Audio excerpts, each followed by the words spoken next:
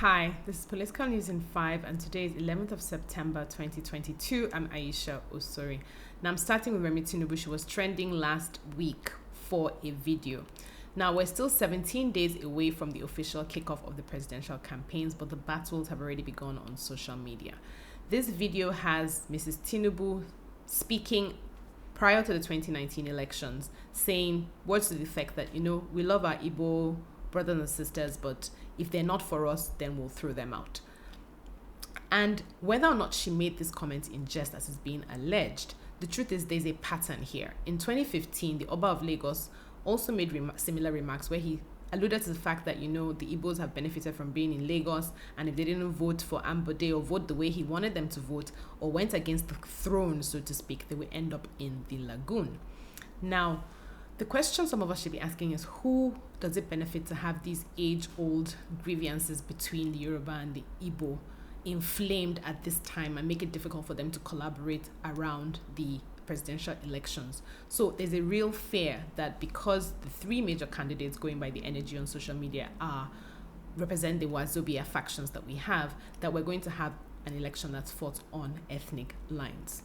Second is there are age-old animosities between some Igbo and Yoruba because of the history of Nnamdi Azikiwe and Obafemi Awolowo, where Awolowo used nationalistic Yoruba rhetoric to basically push Zik out of the Nigerian youth movement and end his aspiration to represent the Western region, basically saying Yoruba for the Yorubas, go back home. Zik fell into that trap, ran back home and made the East his base, and the rest is history. We've had ethnic-based politics since that time. Whether or not, the parties seem to blend or not, that has sort of shaped the way we think, unfortunately. Now, then we had the bitter civil war, and of course, there was the role that Awolowo played, first in supposedly betraying Ojukwu by not seceding, and then also as Minister of Finance, what he did, his role in making sure Nigeria won the war. All that has been baked in, and many people are very bitter, and maybe rightly so. But the truth is that bitterness has not helped. It's made it difficult for us to collaborate decades after these men have gone. And it's better for us to put those grievances aside as much as we can and move the country forward. One would hope that these conversations, these videos, will actually result in making sure that when we have our presidential debate, the standing one, that issues of social cohesion, ethnic tensions, reparative justice will come in, where we hear from the candidates what they will do to address these things. Second thing I want to talk about is the PDP resignations from their working structures. So last week, the chair of the Board of Trustees, Senator Walid Jibrin, resigned to make way for Adolphus Wabara, who used to be Senate President between 2003 and 2005. We also heard that Tambuwal was supposed to resign as chair of the PDP Governors Forum, and Makinde was supposed to take over. Makinde has since come out to say he's not going to take that position, even if it happens. Now, the truth is these resignations are not going to appease those who say it's unfair to have the national chair of the party and the presidential candidate come from the same zone. Now, one would ask, what would it take to get Ayu to resign? Besides, he seemed quite divisive with his rhetoric, just causing more animosity with members of the party, making it difficult for the party to move ahead. But others point out that it's not as simple as Ayu just resigning, because to get to a southern chair for the PDP, it would mean not only Ayu resigning, but the deputy chair of the North, because the PDP's constitution says that if anything happens to the PDP chair, then the person from his zone will take over, which is why that position is there in the first place.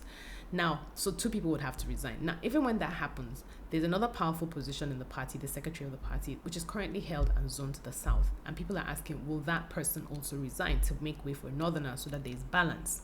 And others are pointing out that this is all just too much to handle before the elections, and it's better to wait till after the elections to decide these things.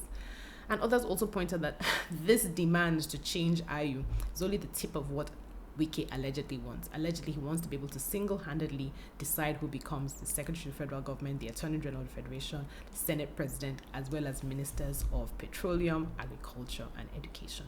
Interesting. These are how we have all these horse trading before elections, just to win elections that are events. And this has lifelong influence and impact on the quality of our governance going forward.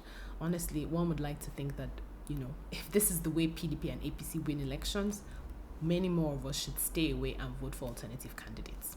Finally, I want to speak about Peter Obi's fundraising. He's been having these events abroad, raising a lot of money, and maybe earning the envy of other people. So we had the Attorney General of the Federation say recently that this fundraising in diaspora is illegal and a contravention of the law. And others point out that no, what Section 225 and Section 85, Section 225 of the Constitution and Section 85 of the Electoral Act say is that political parties cannot raise money abroad. It has nothing to do with individuals, and Peter Obi as an individual can raise money. And there's some latest judgments that speak to that, because it sort of widens the distinction between political parties and candidates, which I think is great. Let's hope that these divisions will lead us to a point where we have names on our ballot papers, not symbols of parties. Please don't forget to get your PVC so you can vote for a better Nigeria. That's it for me this week. Stay safe and see you next time. Bye.